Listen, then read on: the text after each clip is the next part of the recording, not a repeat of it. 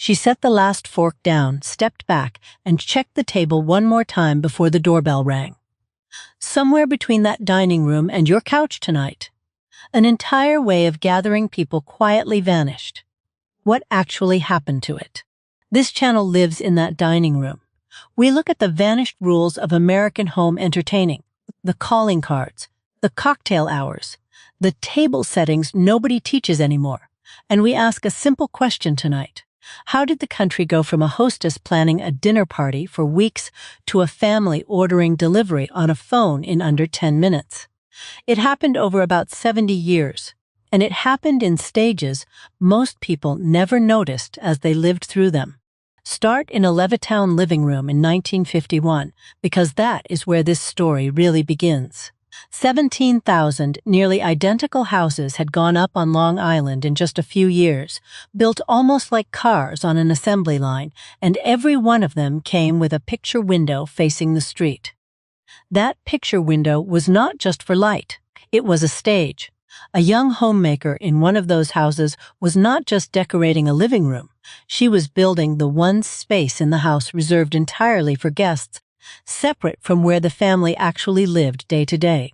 Home ownership had jumped from under half of American families before the war to well over 3 in 5 by 1960, and every one of those new homeowners needed to learn, almost overnight, how to fill a room with people and make it feel like something. There is a whole world hiding in what nobody thought to save. Nobody wrote a manual for how to be a good neighbor in a brand new subdivision where everyone had moved in on the same month. So women turned to the etiquette books, and one book in particular became the quiet Bible of the era. Amy Vanderbilt published her complete book of etiquette in 1952, and it landed on shelves right alongside Emily Post's guide, which had already been through decades of editions. Between them, these two books told a generation of hostesses exactly how many inches a centerpiece should sit below eye level, how long a cocktail hour should run, and which fork belonged where. It was not fussiness for its own sake. It was a shared language that let a woman with an ordinary income make an evening feel considered. The ritual was never written down before that, not in any formal way. It passed from a mother to a daughter across a kitchen table, or it was simply absorbed by watching. Vanderbilt and Post did something almost radical for the time. They put a private, inherited skill into a public book anyone could buy for a few dollars and study like a lesson. Now picture the actual table itself, because this is where the real craft lived. A formal setting for a dinner party could run to 5 or more pieces of flatware per place, forks on the left arranged in the order you would use them, knives and spoons on the right, a water goblet set precisely above the knife tip. Nothing on that table was random. Every inch of it was a small act of hospitality, planned in advance. The good china was not an accessory. It was often the single largest purchase a young couple registered for, sometimes running well over $100 for a full service in an era when a family's entire yearly income barely cleared $5,000. Owning it, and knowing when to bring it out of the cabinet, marked a household as established. It said, "We are ready to have people in." Beneath the china sat something even more telling, the silver. Sterling silver flatware, kept entirely separate from the stainless steel, used on an ordinary Tuesday, was the real marker of a household that had arrived. A hostess who could say, without a trace of showing off that she was bringing out the good silver tonight, was announcing that this evening mattered more than most. Your grandmother knew how to make a room feel like home, and part of that skill was pure math done quietly in her head. A centerpiece could not simply look pretty. It had to stay low enough that two guests across the table could still see each other's faces while they talked. That single, specific rule tells you everything about what these women were actually optimizing for. Not decoration, connection. Before the meal ever started, there was the cocktail hour, and it had a clock on it.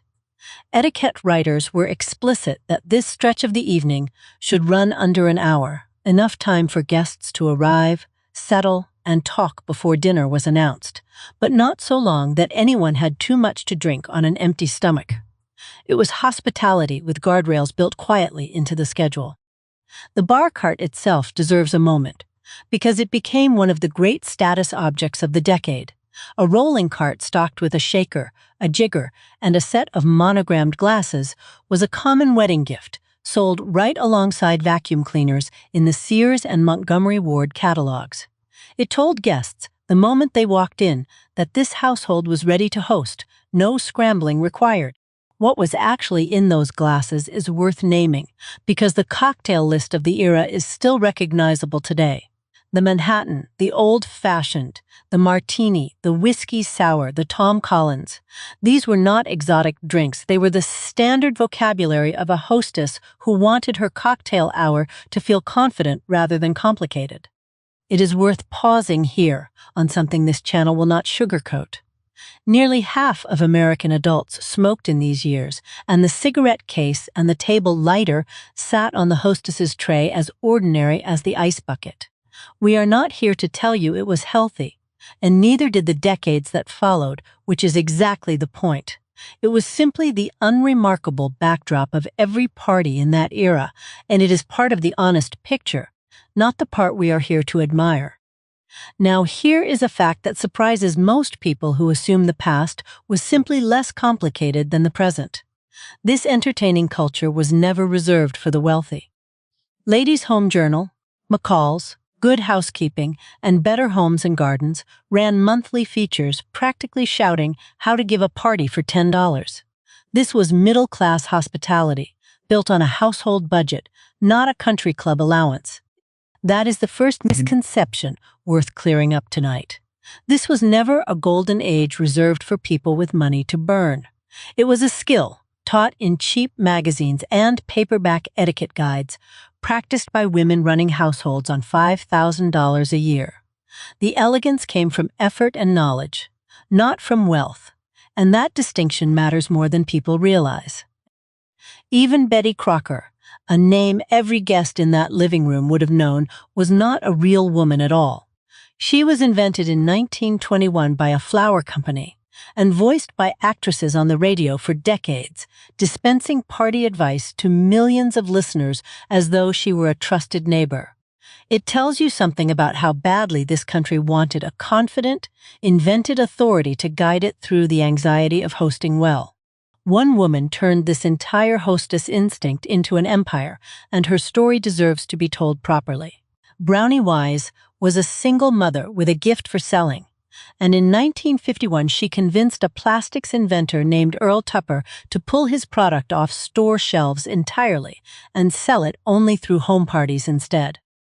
It worked because Brownie Wise understood something nobody else had priced correctly.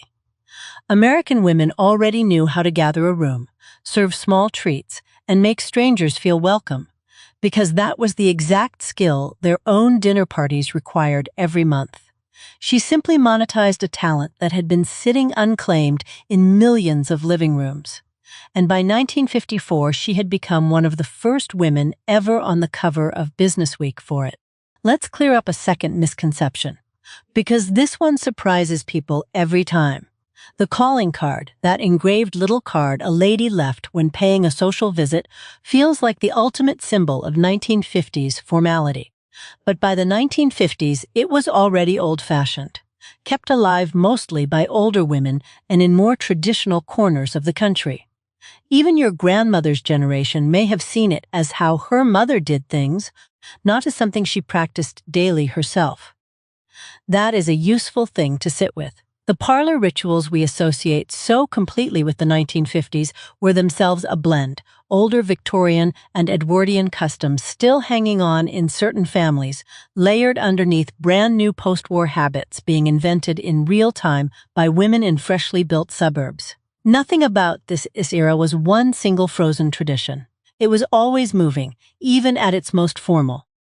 Behind every effortless-looking dinner party sat labor nobody photographed.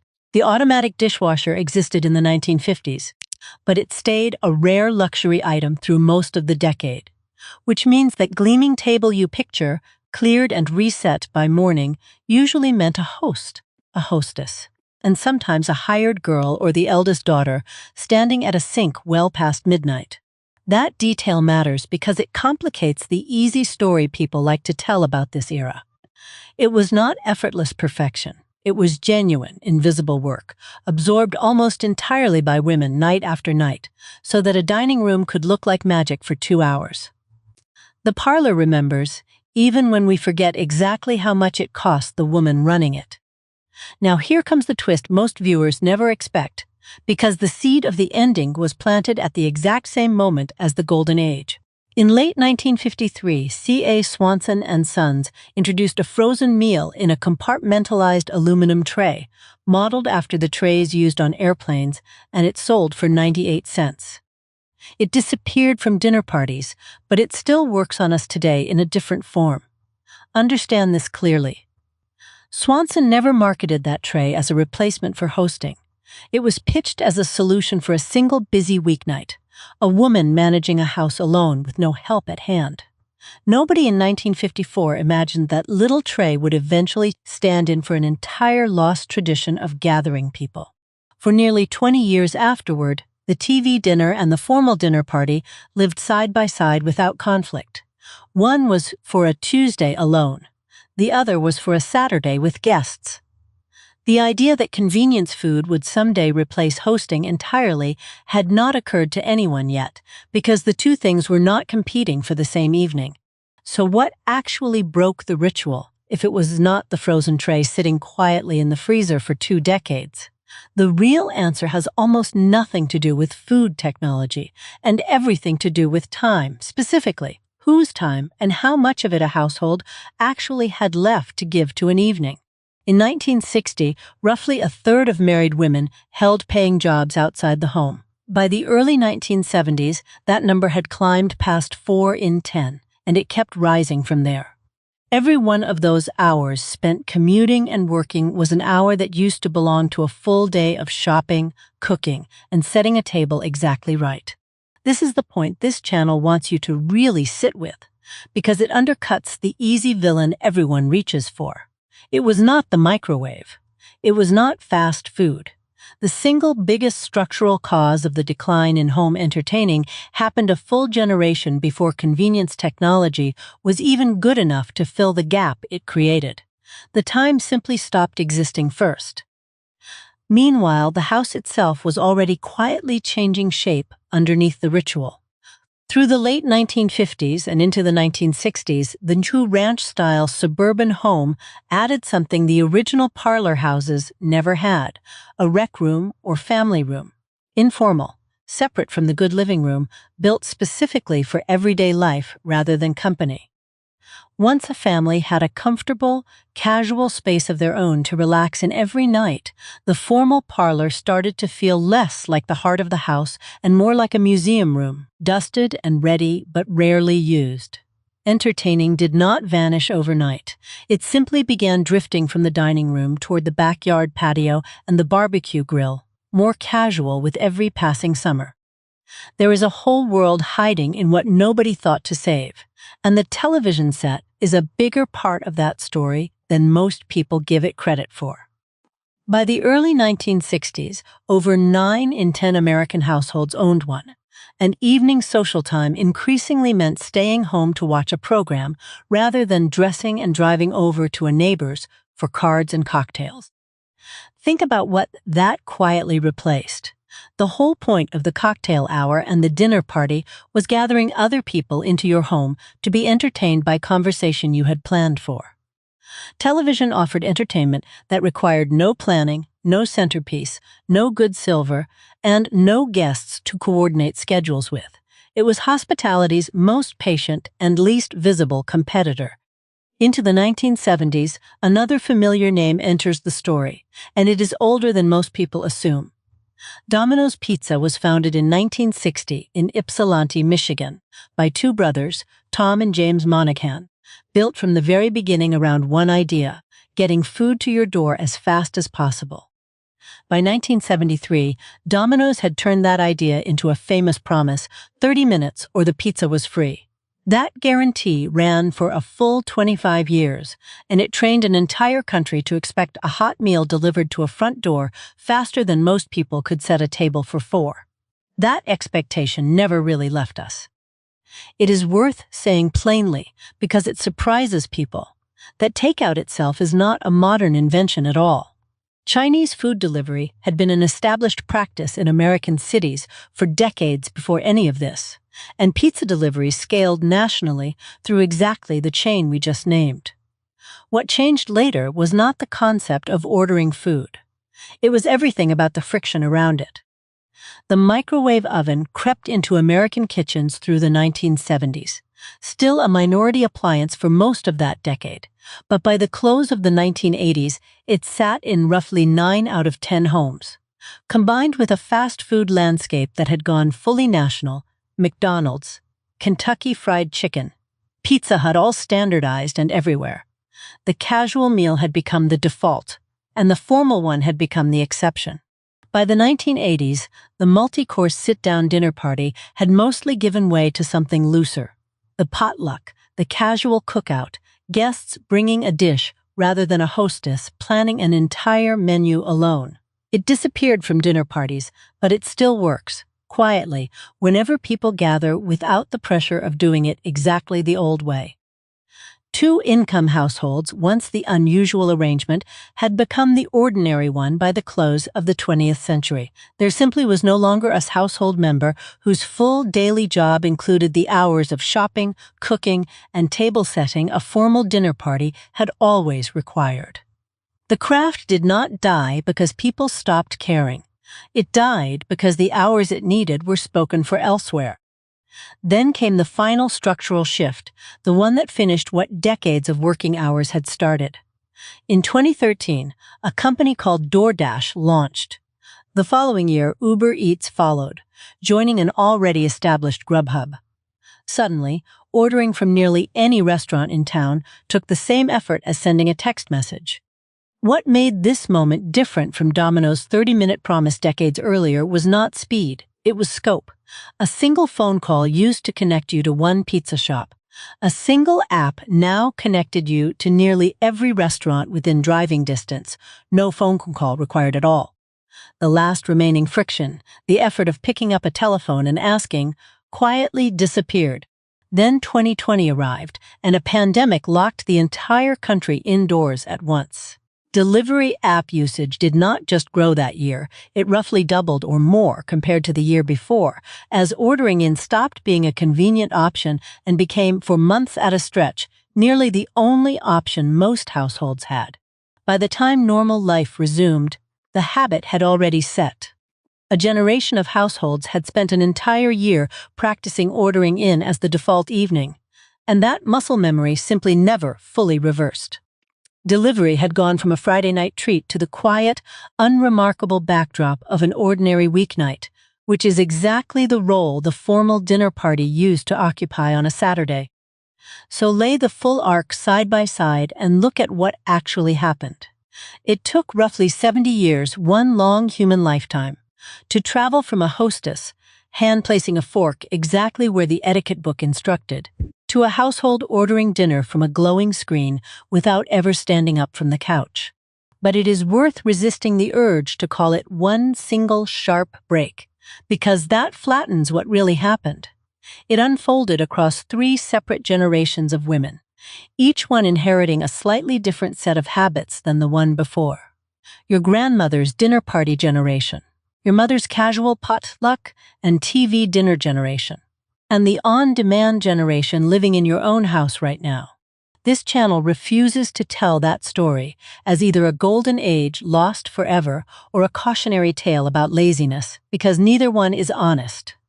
The women who hosted those dinner parties were not simply free of modern burdens.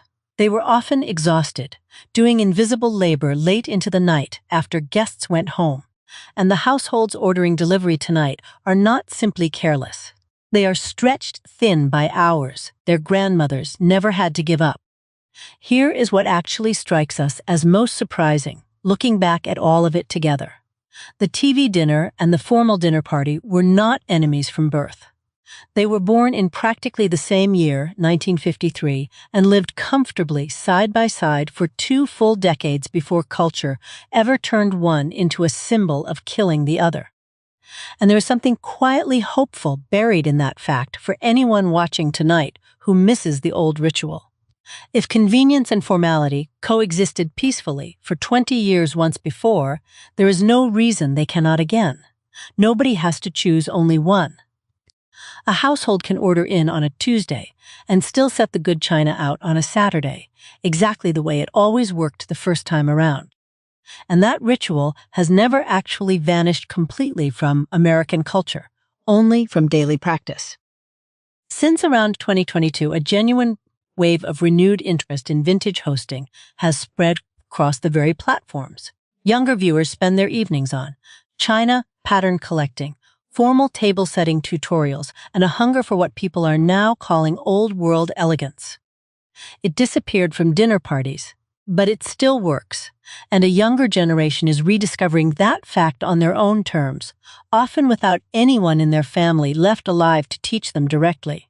They are learning fork placement and centerpiece height from books and videos instead of a mother across a kitchen table, which is its own quiet kind of loss, folded inside a genuine revival. Part of why this matters right now has very little to do with nostalgia for its own sake. The years since the pandemic have sparked a much bigger national conversation about burnout, about the loss of places where people simply gathered without a screen managing the interaction. People are not just missing a pretty table. They are missing the specific, structured excuse a dinner party gave them to slow an entire evening down. Consider the hostess again for a moment, standing in her Levittown kitchen in 1955, timing a roast, checking her centerpiece height, glancing at the clock to make sure the cocktail hour did not run long. She was not just cooking dinner. She was running a small, precise piece of choreography from memory with no notes in hand because she had learned it well enough to make it look effortless. The ritual was never written down, but every good hostess knew it by heart, and that is precisely why so much of it disappeared so quietly. Nobody documented the exact motions, the timing, the instinct for when a room needed refreshing or a conversation needed rescuing. When the women who carried that knowledge stopped teaching it daily, it simply thinned out across a generation, unnoticed until it was mostly gone. That is what this channel exists to do, to write it back down, one detail at a time, so it does not vanish entirely the way the calling card nearly did. Every fork placement, every centerpiece rule, every reason a hostess timed her cocktail hour to the minute deserves to be remembered as the deliberate craft it always was, not dismissed as old-fashioned fussiness. There is a whole world hiding in what nobody thought to save, tucked into estate sale boxes of mismatched flatware, into yellowed magazine clippings with a party menu penciled in the margin, into a single surviving place card from someone's 1958 anniversary dinner. These small, unglamorous objects are the real primary sources for a history that was never treated as important enough to formally archive. Think about what it actually took to plan one of these evenings from scratch, with none of the tools we take for granted now. A menu had to be chosen days in advance, groceries gathered across more than one trip, because refrigeration and freezer space were still limited, and every dish timed by hand with no microwave shortcut waiting in the wings if something ran behind schedule. And she did all of that while also managing the household's other daily demands, with no dishwasher to lean on afterward and often no second income to hire outside help. The polish visible at 7 o'clock that evening represented days of invisible planning most guests never once considered as they admired her table. It is tempting, watching all this from a couch in the present, to romanticize every part of it, and we should resist that too, because fairness matters as much as admiration on this channel. Many of these women had few real choices about how they spent their days, and the elaborate hospitality expected of them was also, at times, a quiet form of unpaid obligation dressed up as an art form. Both things are true at once, and holding them together is what actually respects the women who lived it. It was a genuine craft, intentional and impressive, and it was also labor performed inside a narrow set of expectations most of them did not choose for themselves. Real nuance, not a simple verdict either way, is the only honest way to tell this story. Compare that against a typical American evening today, and the difference in required effort is almost staggering to sit with. An order placed through an app can arrive at the door in under 30 minutes. From a restaurant the household never had to shop for, cook for, or clean up after in any meaningful way. That is an extraordinary convenience, and this channel is not here to tell you to throw it away. A working parent ordering dinner on a Tuesday is not failing at anything. The loss worth grieving is not the existence of convenience itself. It is the near disappearance of the other option, the planned, gathered, slowed-down evening, as something households still choose on purpose a few times a year. The parlor remembers even when we forget, and that is the real invitation buried inside a video like this one. Not a demand to abandon delivery apps and microwaves entirely, but a gentle nudge to occasionally bring the good china down from the cabinet, light a candle, and give one evening a month the same deliberate attention your grandmother gave nearly every Saturday. There is one more piece of this story worth telling honestly, because it complicates the usual blame placed entirely on convenience food and technology. The suburbs themselves, celebrated as the very birthplace of this whole entertaining culture, also quietly planted its isolation. Dense old city neighborhoods let neighbors drop by casually and often. Car-dependent suburbs required real planning just to visit anyone at all. That single shift in how American neighborhoods were physically built may explain why the formal scheduled dinner party became more necessary in the very same years it was flourishing, rather than less. When you could no longer simply wander next door on a whim, you had to plan an entire evening in advance just to see the people you cared about. So the very geography that gave us the picture window and the formal parlor also gave us the isolation that eventually made hosting feel like too much effort to sustain. The suburb built the stage and, decades later, helped empty it. And almost nobody who lived through either half of that story noticed the two were connected. If you are watching this tonight with a box of your own mother's or grandmother's things, somewhere in a closet, a stack of yellowed menu cards, a set of china nobody in the family uses anymore, know that those objects are not just clutter waiting to be donated. They are a complete working instruction manual for an evening that made people feel genuinely gathered. You do not need 17,000 identical houses or a magazine subscription to bring a version of it back.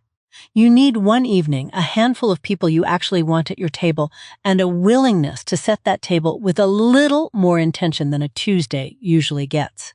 That is the entire secret this whole channel keeps circling back to. So when you next reach for a delivery app on a random Tuesday, and you absolutely should, because nobody is asking you to abandon a tool that genuinely makes life easier, consider marking one Saturday a month differently. Pull out whatever good dishes survived in your family. Light something. Invite someone over instead of just ordering something in. It disappeared from dinner parties, but it still works. This small act of deliberate hosting, and it works precisely because it asks so little compared to what your grandmother managed weekly. One evening, a handful of guests. No hired help required, no etiquette exam to pass first, just the intention that used to be automatic and now has to be chosen on purpose.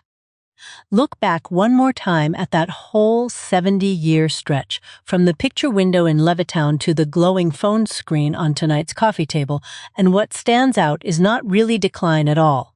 It is adaptation, generation after generation, each one solving the exact problem the last generation left behind, without ever quite noticing what quietly slipped away in the trade. The women in this story were never simply left behind by history. And neither are you sitting on your couch tonight with a takeout container. Every generation did the best hosting its available hours allowed.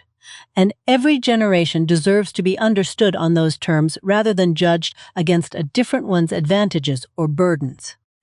Your grandmother knew how to make a room feel like home, and that knowledge did not actually appear. It just went quiet, waiting in a shoebox of menu cards and a cabinet of unused china for someone curious enough to ask what it all meant.